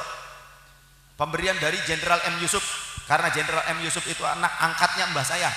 Jadi uak saya, bapak saya tuh sering dulu ketemu sama Jenderal M. Yusuf. Ya. Mbah saya ketika hidupnya jalan kaki 23 hari sampai ke Surabaya, di sana bertempur melawan sekutu, mengusir sekutu, menang Indonesia. Maka jangan, itu siapa? Ulama NU. Jadi jangan ngomong NU ini lain sebagainya. NU dari dulu bukan hanya menjaga akidah, tapi menjaga negara juga. Mana menjaga akidah? Ketika Arab Saudi sudah jadi Arab Saudi, sebelumnya Hijaz, hasil dari kudeta, pemimpinnya menegaskan bahwasannya akidahnya yang sah di sana adalah Wahabi. Ada upaya pembongkaran makbarah Rasul dengan kedua sahabatnya dari dalam Masjid Nabawi, mau dibongkar, dipindahkan ke pemakaman Baqi. Protes dari berbagai negara tidak dihiraukan, tapi NU mengutus 9 orang yang disebut dengan Komite Hijaz ke sana, datang menemui raja yang baru, menyampaikan protes. Wahai Tuan Raja, jika Tuan tetap saja berupaya untuk memaksakan kehendak memindahkan makbarah Rasul dan dua sahabatnya dari dalam Masjid Nabawi untuk dikebumikan kembali di pemakaman Baqi, maka kami tidak menjamin tentang kekuasaan Tuan. Bisa jadi akan ada gejolak dari kaum muslimin seluruh dunia untuk datang menyerang Tuan, dan Tuan hanya seumur jagung saja, istilahnya kita, hanya sebentar menjadi penguasa, dan itu akan diambil kembali oleh umat. Maukah Anda seperti itu? Tidak berani. Karena apa? Kami orang Nuswantara, orang Jawa, sudah banyak yang beranak pinak di Arab ini, di Hijaz ini, dan akan mudah sekali untuk kami instruksikan warga Jawa. Yang dimaksud Jawa tuh orang Arab nyebutnya Jawa, padahal Indonesia. Mau Madura mana Jawa KB pokoknya mah.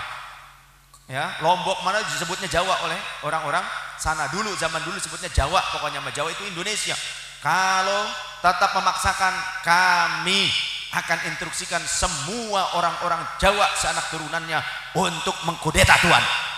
Dan itu ternyata jumlah pendatang dari tanah Jawa lebih besar dari warga aslinya tanah Arab. Makanya kalau TKI dari Indonesia sekarang kudeta di sana sudah habis itu langsung. Betul tidak? Karena TKI Indonesia lebih banyak daripada warga Arabnya sendiri. Apalagi kalau Jamiah NU yang jumlahnya ada 120 juta. Itu yang punya Kartanu 120 juta jiwa orang NU, yang nggak punya Kartanu lebih banyak lagi. Kalau nyerang ke Arab bagaimana jadinya? Nah, udah jadi apem itu nanti. Nah, Indonesia punya NU karena apa? Karena Ahlus Sunnah di sana sudah tidak kuat. Kenapa? Karena tidak punya nizamiyah, tidak punya organisasi yang kokoh. Maka kemudian santri-santri Indonesia, asli Indonesia yang ngaji di sana disuruh pulang oleh guru-gurunya ke Indonesia. Untuk apa? Membuat wadah Ahlus Sunnah wal Jamaah. Maka dibentuklah Jam'iyah Nahdlatul Ulama sebagai wadah terkuat untuk Jam'iyah Ahlus Sunnah wal Jamaah. Faham? Perjalanan NU itu setiap saat difitnah. Zaman Nasakom NU ikutan disebut Kiai PKI, padahal NU itu mau ngimbangin pemerintah supaya tidak condong pada pemikiran PKI. Akhirnya pada saat pemberantasan PKI, NU lah yang paling depan tuh, Banser tuh, ya, mencatat sejarah mereka menghadapi pemberontakan itu. Zaman DITII juga santri-santri NU ikut pagar betis. Uak saya ikut pagar betis. Ketika jadi santri ikut pagar betis, mengepung pasukan DITII sampai dilingkar di daerah gunung di Jawa Barat. Itu santri NU. Maka NU selalu diburu, selalu difitnah. Zaman Orde Baru NU difitnah jadi dukun santet. Makanya banyak pembantaian dukun santet, judulnya, isunya, padahal yang diburu adalah Kiai NU. Harus tahu sejarah. Ya, zaman itu banyak ninja-ninja. Jadi jangan lupakan sejarah. Jas merah, jangan sekali-kali lupakan sejarah. Yuk kita bareng-bareng tetap dengan kiai-kiai NU kita untuk merawat akidah Ahlussunnah wal Jamaah dan juga menjaga negara kesatuan Republik Indonesia. Kalau saya bilang siapa kita? Indonesia. Kalau saya bilang Pancasila, jaya. NKRI, harga mati. Siapa kita? Pancasila, NKRI.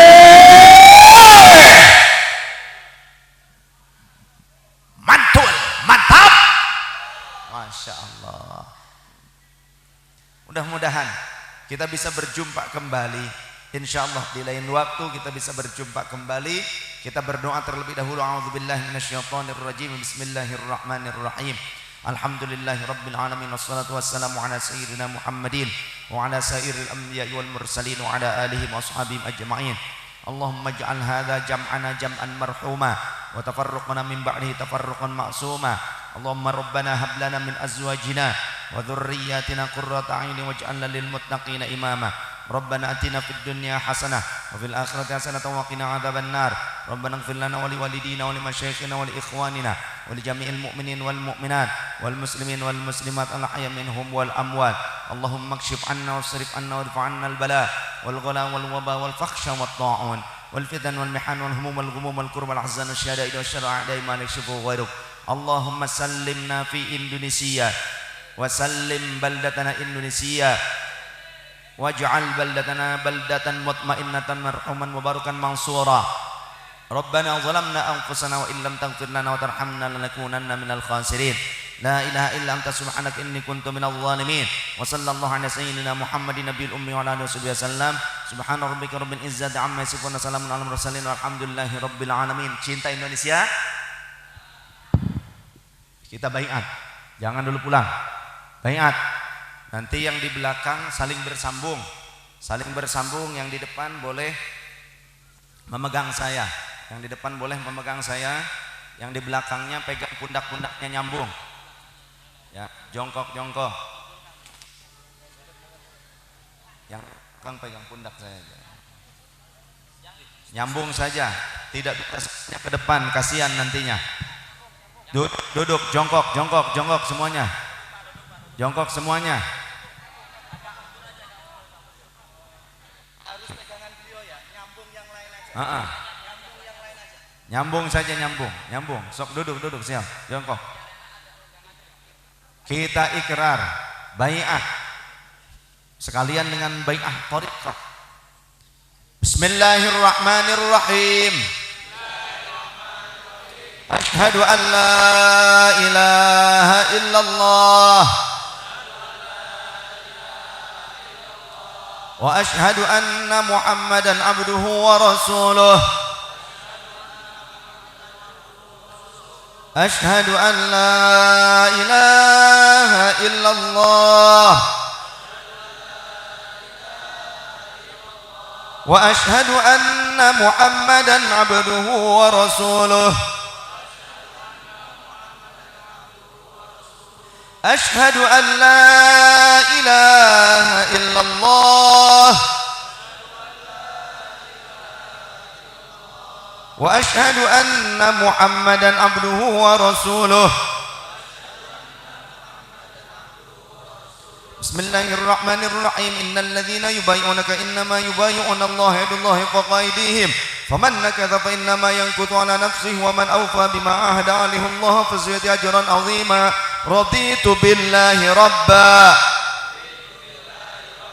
wa bil islami dina wa bi Muhammadin nabiyyan wa rasula wa bil Qur'ani imama wa bil Ka'bati qiblatan wa bil mu'minina ikhwana wallahu ala ma naqulu wakil. Wa qabilna bi syekh bawrina syabani syekhuna mursyidan wa qabilna mun syabdul khaliq al-gujudani syekhuna mursyidan wa qabilna bil qutb al-arab billah sayyidina syekh Abdullah Faiz al-Istani syekhuna mursyidan wa qabilna bis sultan al-awla sayyidina syekh Muhammad Nazim al-Aqani syekhuna mursyidan wa qabilna bil qutb al-arab billah mun syekh Muhammad Syam al-Qabbani syekhuna mursyidan.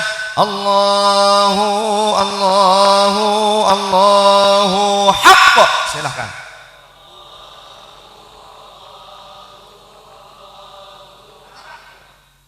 Allahu Allahu Allahu haqq.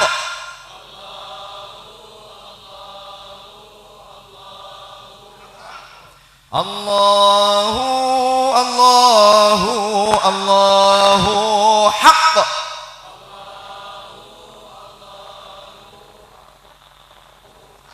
Al-Fatihah ila hadratil Habib Sayyidina Muhammadin sallallahu alaihi wasallam wa ala alihi washabihi wa azwajihi wa dhurriyyatihi wa nabiyyil kiram.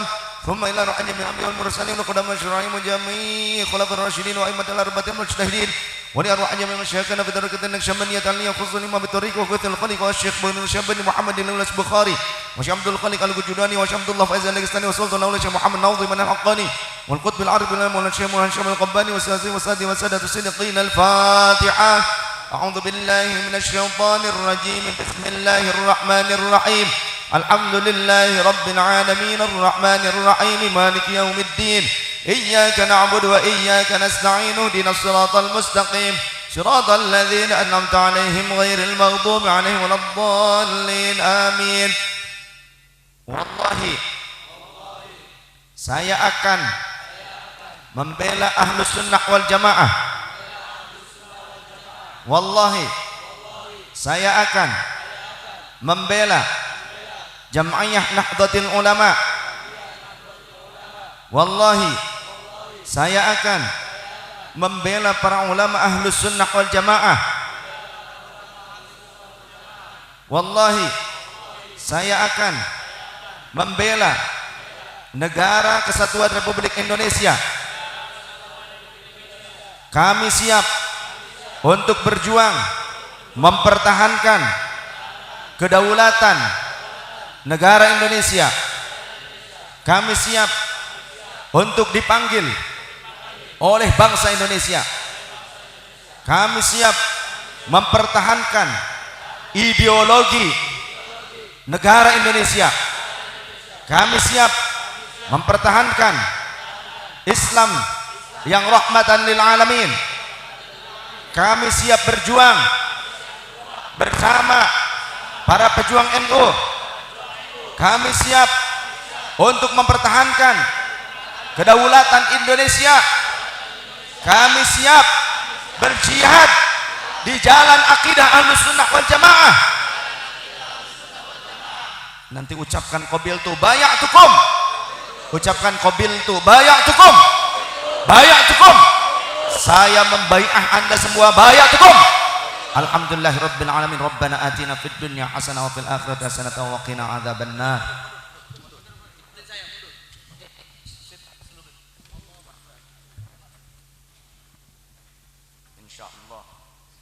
Insyaallah semuanya tetap dapat berkah dari Allah, dapat rahmat dari Allah. Panitia, ada panitia, ketua panitia siapa? Berdiri dulu. Berdiri dulu. Ketua panitia. Di sini saja. Mana ketua panitia? Sini. Sini. Ketua panitia silahkan sini. Abadikan di foto.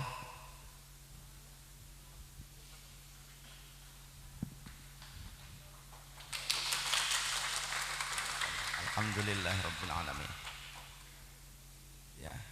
Jadi tetap semangat, tetap jaga keutuhan bangsa dan negara. Siap? Siap bela NKRI, siap? Siap bela NU, siap? Alhamdulillahirabbil alamin. Subhanakallahumma bihamdika asyhadu an la ilaha illa anta nastaghfiruka wa natubu ilaik. Silahkan.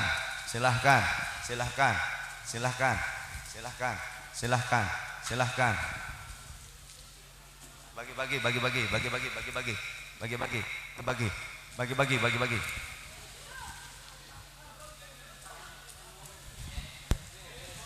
Monggo silahkan. Yang belum kebagian, silahkan. Sudah. Ini untuk tokoh-tokoh di sini. Tolong siapa panitia dibagikan nanti untuk tokoh-tokoh di sini ya. Ini di bawah. Sari. Jika ada yang salah dari saya mohon dimaafkan. Wallahul muwaffiq ila aqwamit thoriq. Wassalamualaikum warahmatullahi wabarakatuh. Panitia berfoto bersama dulu. Setelah panitia kemudian banser. Panitia dulu dan tokoh di sini, panitia dan tokoh di sini ya berjejer. Di sini kita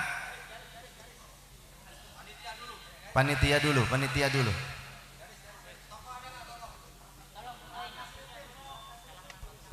Mana panitia, silahkan.